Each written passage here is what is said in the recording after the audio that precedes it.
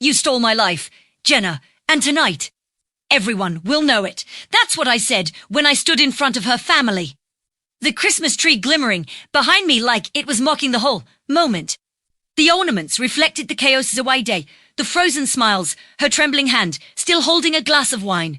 Her father dropped his fork, her mother gasped, and Jenna's face went pale as I pulled the printed bank statements from my coat pocket. The same hands that used to hold her so gently now held the truth that would tear her world apart. But à 20 began.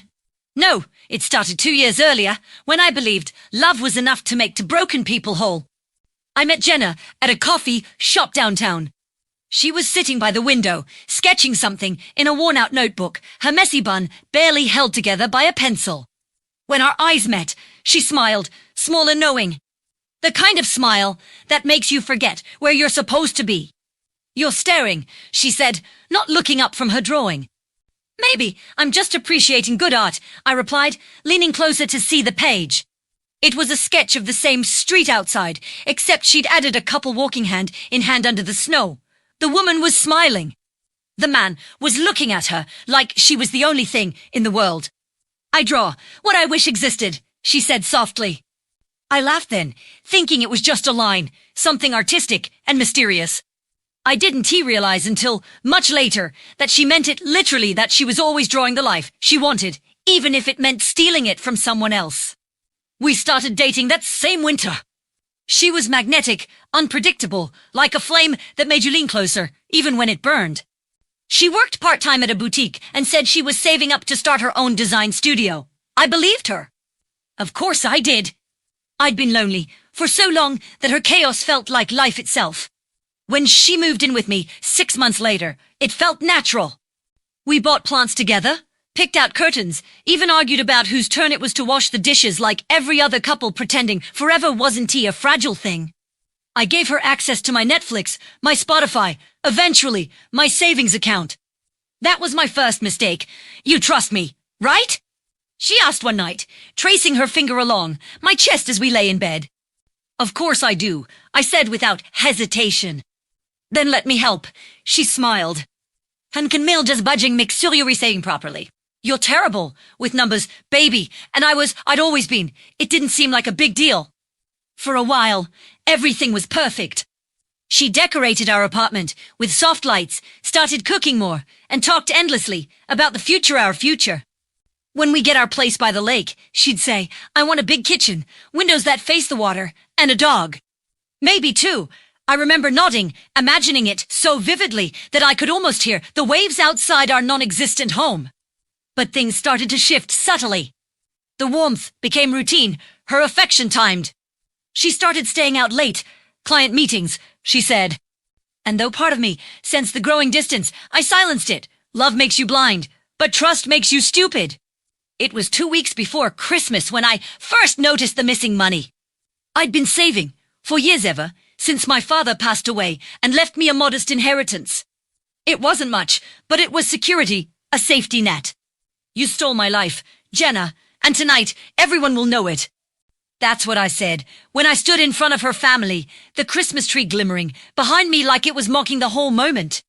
The ornaments reflected the chaos away day, the frozen smiles, her trembling hand still holding a glass of wine. Her father dropped his fork, her mother gasped, and Jenna's face went pale as I pulled the printed bank statements from my coat. I waited. Christmas was her idea that year. She insisted we host dinner at her parents' house. It'll be nice, she said, to celebrate together, to show them how far we've come. She had no idea how. Right she was. That night, when everyone sat around the table, her parents, her siblings, her grandmother, even I smiled and poured the wine. I let her talk about our future, about the studio that didn't exist. And then, when she reached for my hand, I stood up.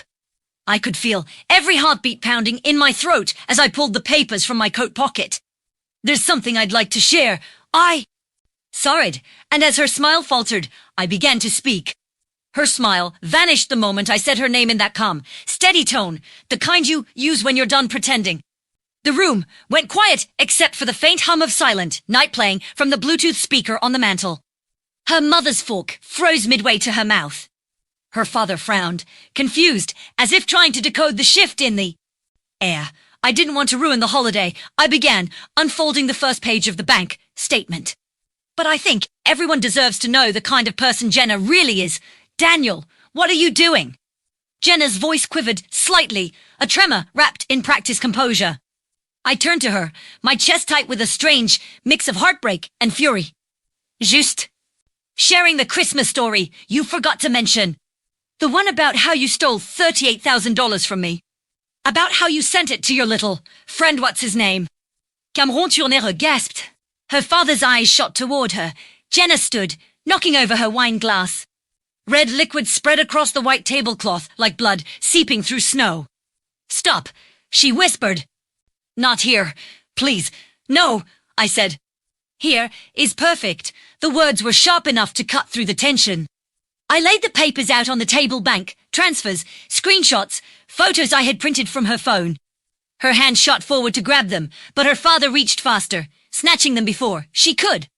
He glanced through them once, his face shifting from confusion to horror to quiet, deadly. Rage. What is this, Jenna?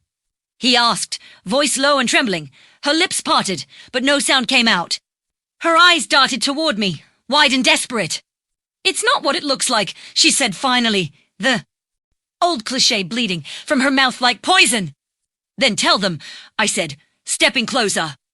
Tell them how long you've been lying to me, to them, to everyone. She swallowed hard, tears starting to brim in her eyes, but I wasn't finished. I turned to her family, holding up one of the photos. Here's Jenna and Cameron. That was at the Greenridge Hotel 2 days after. She told me she was in a client meeting. She used my money to pay for the room. Daniel, please, she begged, voice cracking now. We can talk about this later. Her father slammed his hand on the table, rattling the silverware. Answer him, Jenna.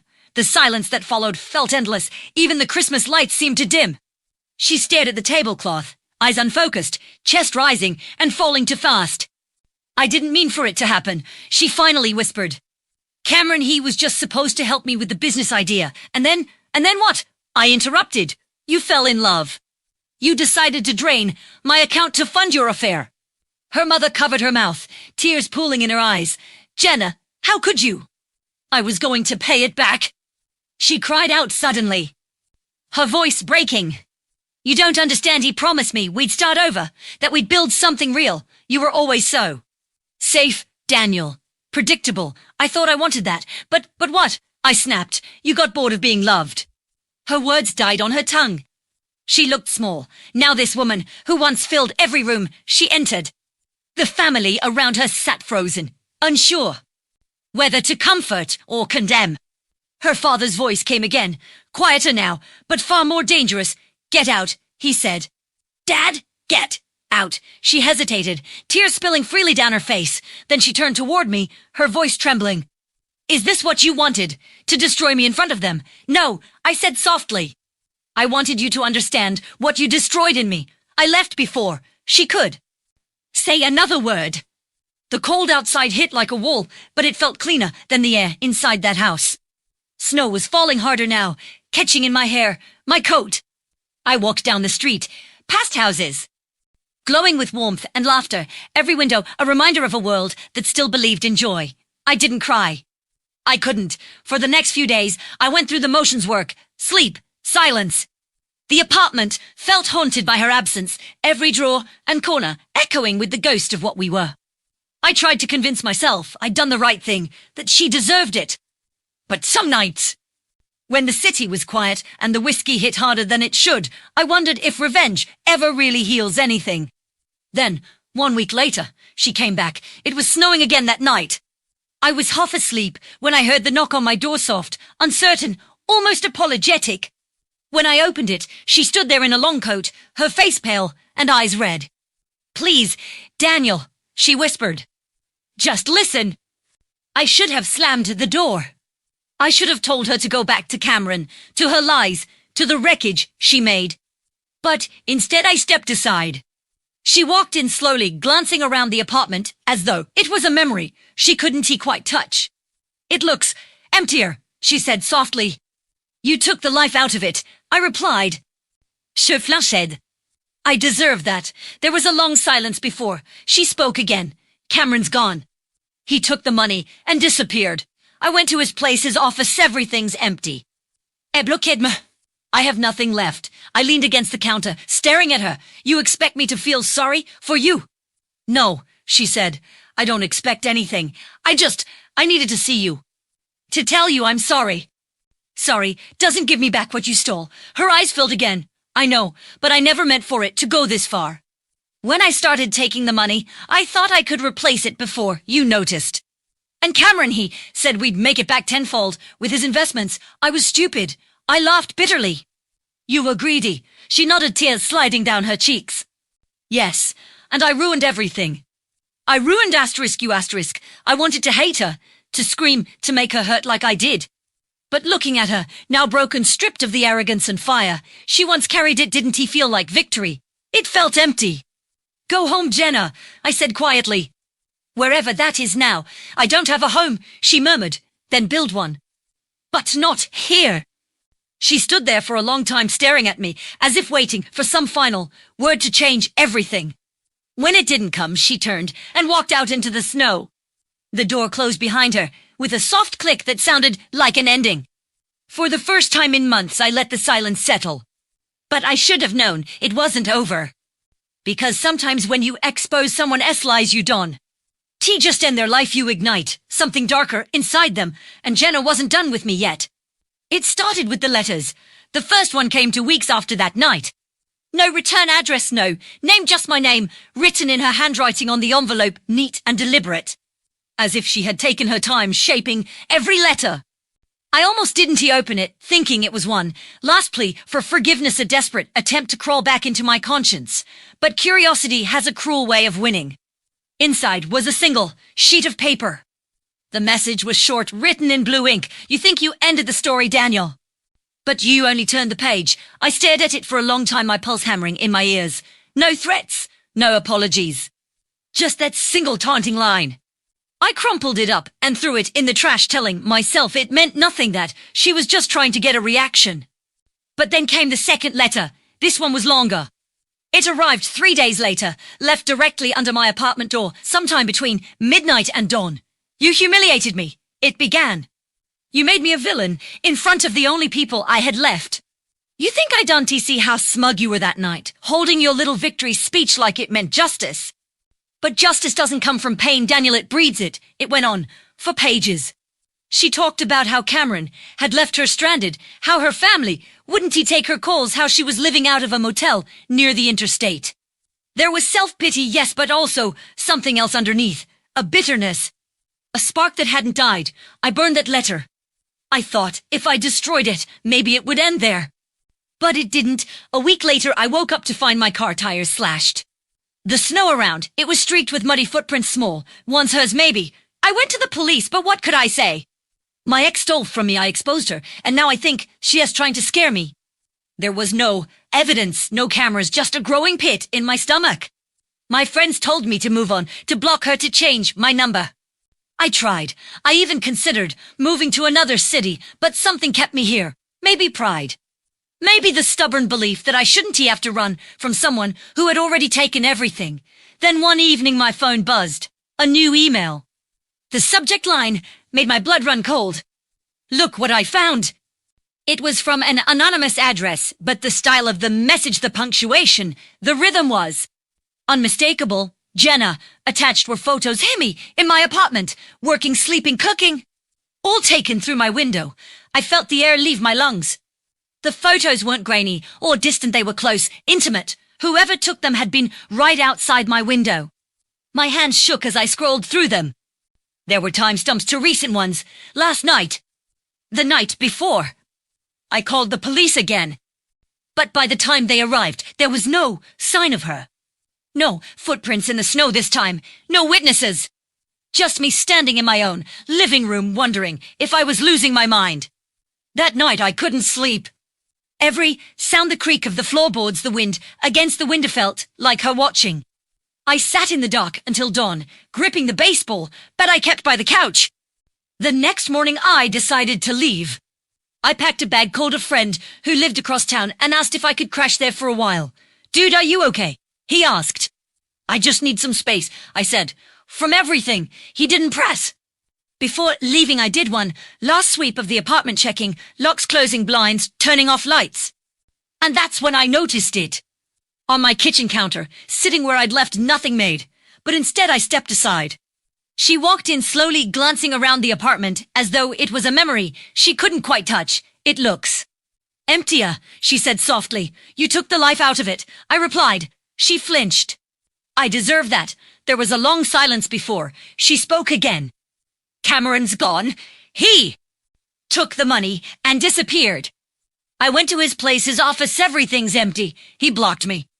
I have nothing left. I leaned against the counter, staring at her. You expect me to feel sorry for you? No, she said. I don't expect anything. I needed to see you. Don't tell him I'm sorry what you've began. But I never meant for it to. Gotifar. When I started taking the money, I thought I could replace it before you noticed. And Cameron, he said we'd make it back tenfold with his investments. I was stupid. I laughed bitterly. You were greedy. She nodded, tears sliding down her cheeks. Yes, and I ruined everything. I ruined you.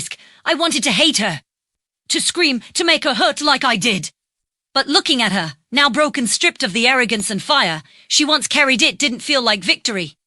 It felt. Go home, Jenna. Sikje.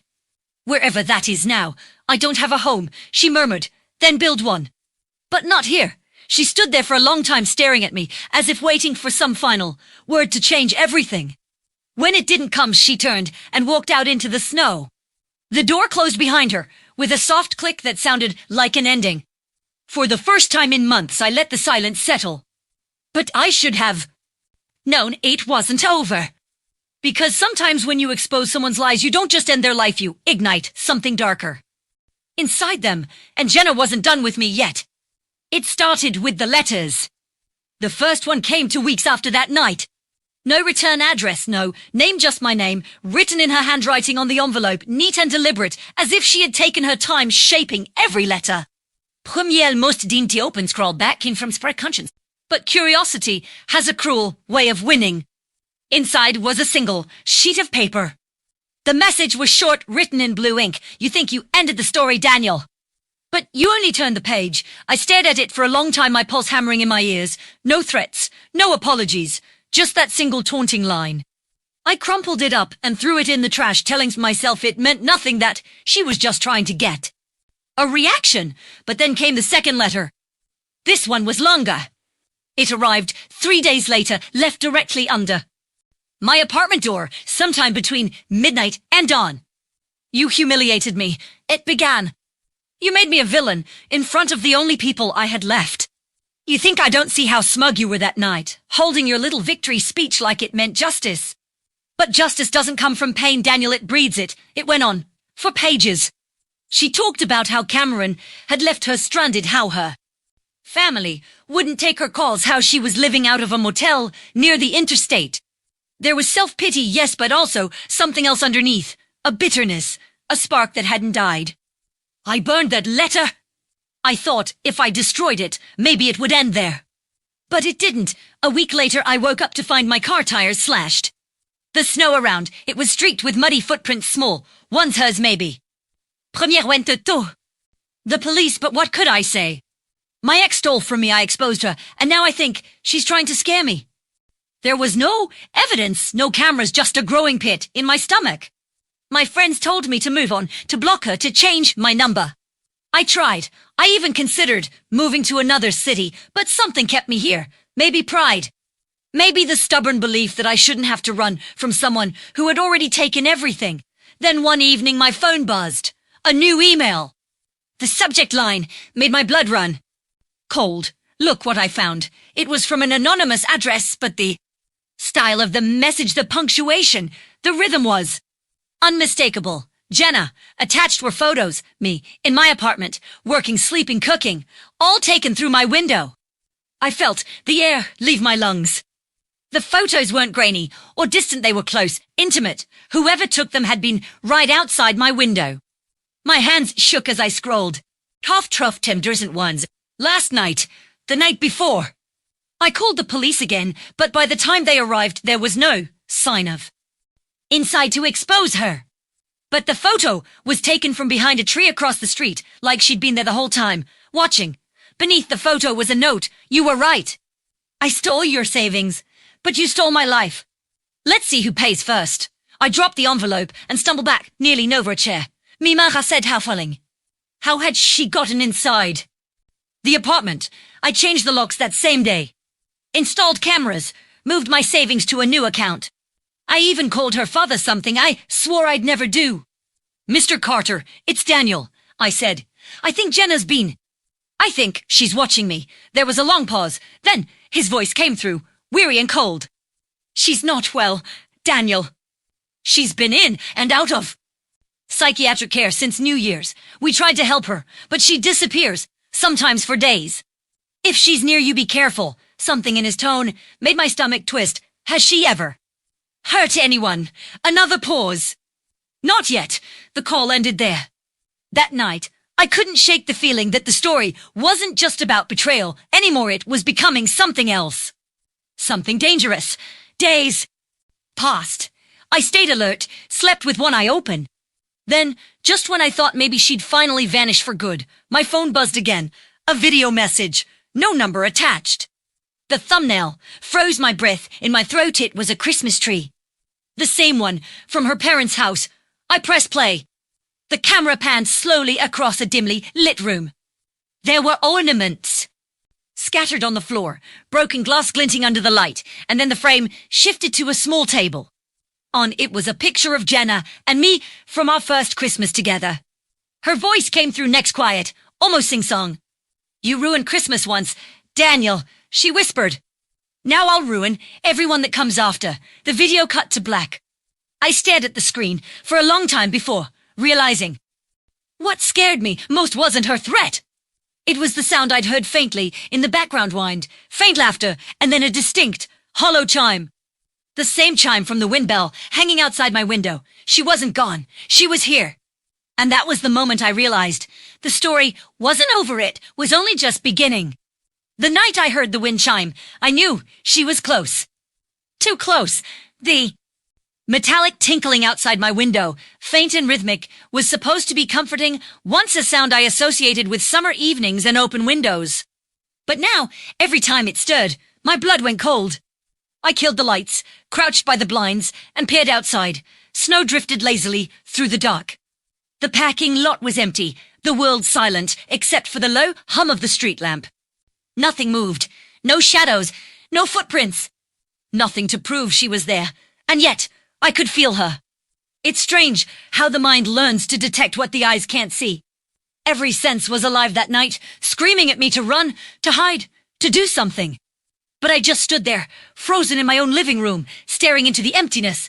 À some point, exhaustion took over. I dozed off on the couch, the bat clutched loosely in my hand. When I woke, the chime was silent. The air felt still, too still. It was dawn, pale light leaking through the blinds. I rubbed my eyes and stood, body aching from the awkward sleep, and then I saw it on the window pane. A fingerprint! One perfect, oily print smudged against the glass right, where my face had been the night before. I stepped closer, heart thundering. It was small, delicate, unmistakably hers. She had been inches away from me, watching, waiting. The police came again, checked the area, logged another report. No signs of forced entry, the officer said. His tone caught somewhere between sympathy and disbelief.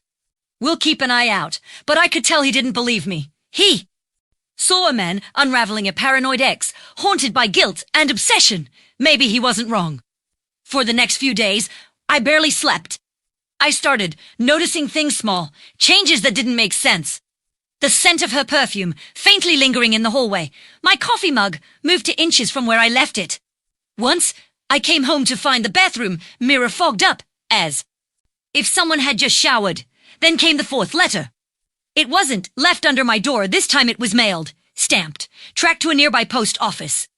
The handwriting was different, rushed, uneven, like she'd been shaking. Do you miss me? Daniel. It began, I miss you. I miss the way you looked at me when you still believed I was real. You took that from me. You took me from me. But that's okay. I'm building something new. You'll see soon. There was a small drawing on the bottom corner of the Pager Christmas tree again. This time surrounded by snow and a single figure standing beneath it. The figure had no face. I folded the letter carefully and placed it in my desk drawer, right beside the others I hadn't burned. I told myself it was evidence. Deep down, I knew I couldn't destroy them anymore. Première Nadette imprinting my mind. A week passed with nothing. Then, just when I started to breathe again, the nightmares began. I'd wake up to the sound of whispering soft, breathy murmurs that filled the corners of the room. Sometimes I'd hear my name, other times laughter. Once, I swore I felt a hand. On mes shoulders. Every time, I'd bolt upright, sweating, gasping, only to find the room empty. But the worst part wasn't the dream, it was the smell, that perfume again. Sweet, floral, unmistakable.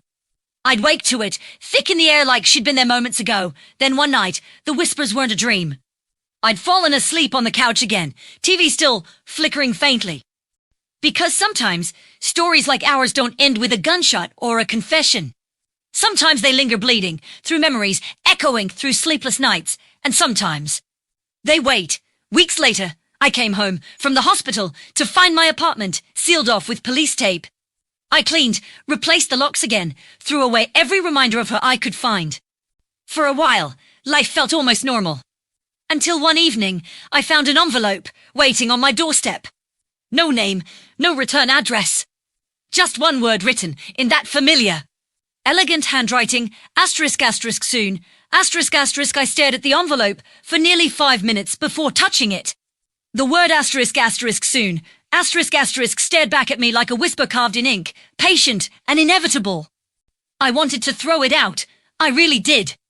To call the police, to pretend this was just another echo of her madness, but curiosity has claws. And even after everything, she still knew exactly how to pull me toward her. My fingers trembled as I tore the envelope open. Inside was a single Polaroid. It was my hospital room. The angle was from outside the window, the reflection faintly capturing her silhouette. She had been there, watching. I dropped the photo. My breath came fast, shallow. It slid across the floor and landed face up, the ghostly image of my recovery staring at me from the ground. She was supposed to be in jail. I called Detective Lyle, the same one who'd taken my statement.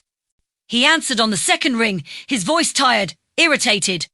Daniel, she's out, I said. She was here. He sighed. That's not possible.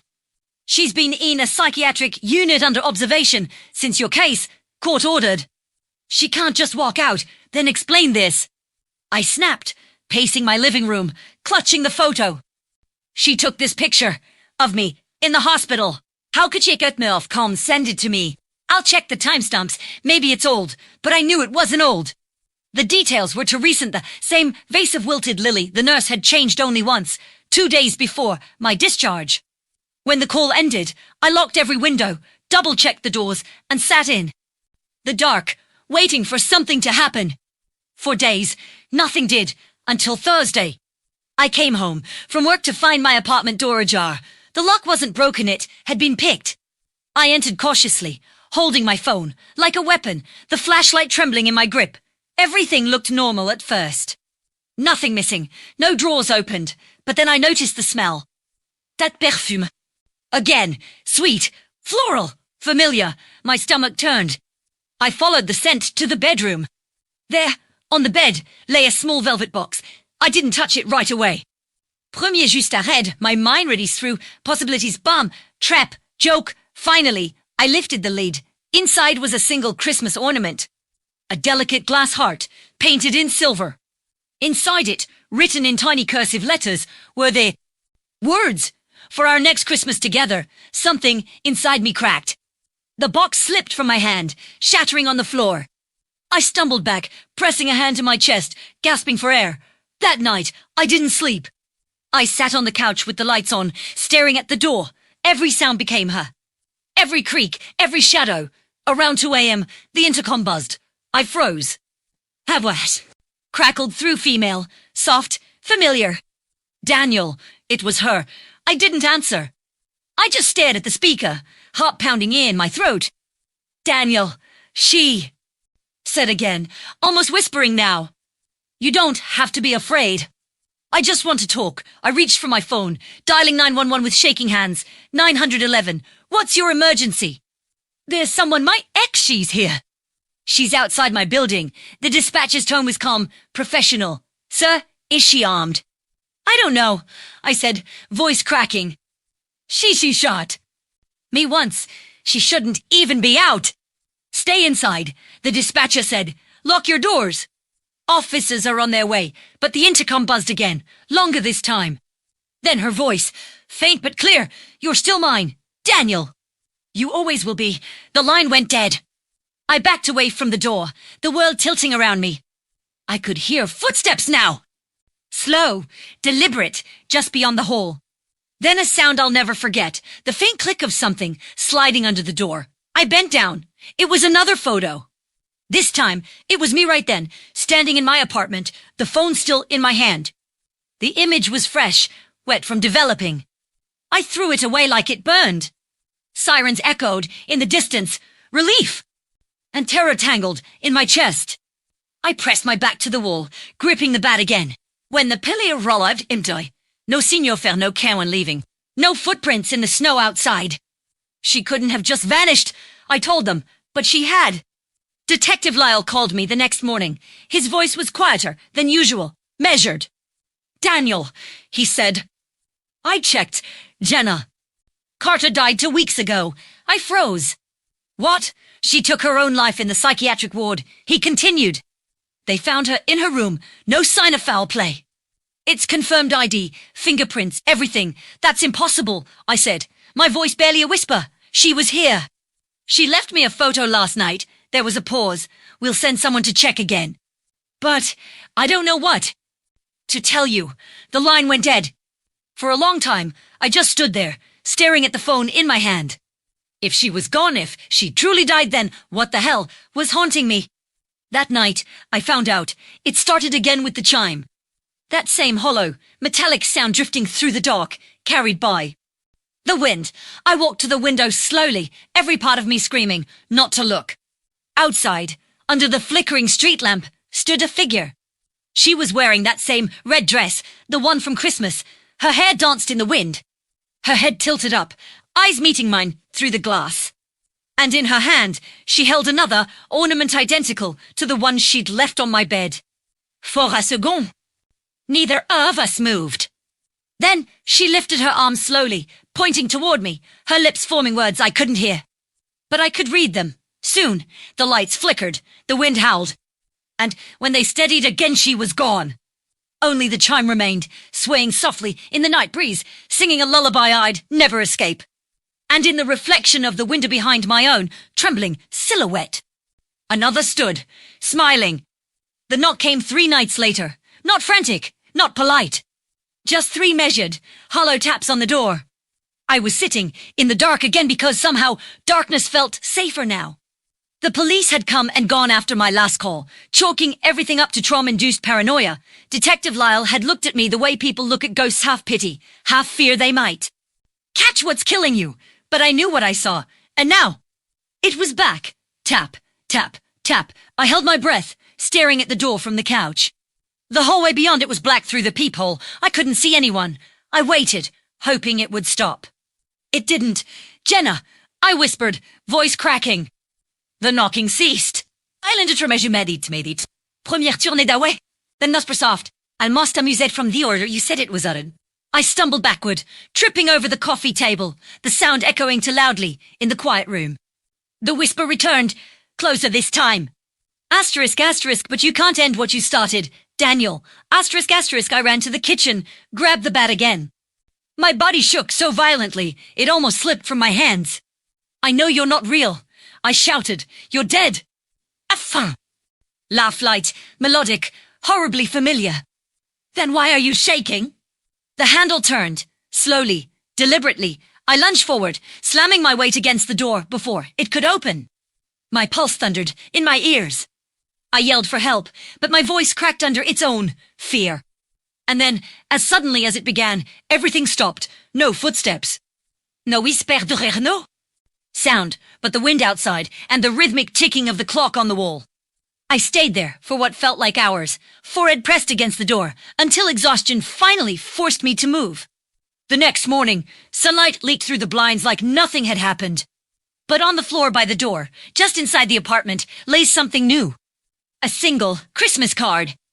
The front showed a picture of a couple under falling snow almost identical to the sketch Jenna drew the day we met. My throat tightened as I opened it. Inside, written in red ink, asterisk asterisk you forgot the ending, asterisk asterisk I dropped it instantly, the card fluttering to the floor like a wounded bird. My stomach turned when I realized the ink wasn't ink at all, it was darker, tackier. Smelling faintly of iron, blood, I called Lyle again, left messages. No answer. I tried to leave the apartment, to get some air, but the elevator was broken that day. I took the stairs instead, my steps echoing through the empty concrete stairwell. Halfway down, I stopped. Someone had written on the wall, in the same red, smeared substance. Asterisk, asterisk, soon asterisk, asterisk, each letter was the height of my chest. Painted with deliberate strokes. I stumbled backward, nearly falling. My phone slipped from my hand, clattering down the steps. As I reached for it, the lights flickered overhead. For a split second, I saw her at the landing below barefoot. Her red dress soaked through, as if she'd just walked out of a frozen lake. Then the lights died completely. Darkness swallowed everything. Première bolted. Up the stair, door tatim gasnfeer. I reached my floor, sprinted to my apartment, slammed the door, and locked every bolt. I collapsed against it, heart hammering, so hard I thought it might burst. When I finally looked up, there was something waiting for me. A small, wrapped gift box sat on my kitchen counter. I hadn't seen it before. I hadn't heard anyone come in. But it was there now. White paper, silver ribbon, a tag that read simply, asterisk asterisk open me, asterisk asterisk every instinct screamed asterisk no asterisk. But I moved anyway, drawn to it like gravity. I peeled the ribbon slowly, my hands shaking so violently that the bow slipped from my grip. Inside, nestled in tissue paper, was another Polaroid. Die Dimmerheit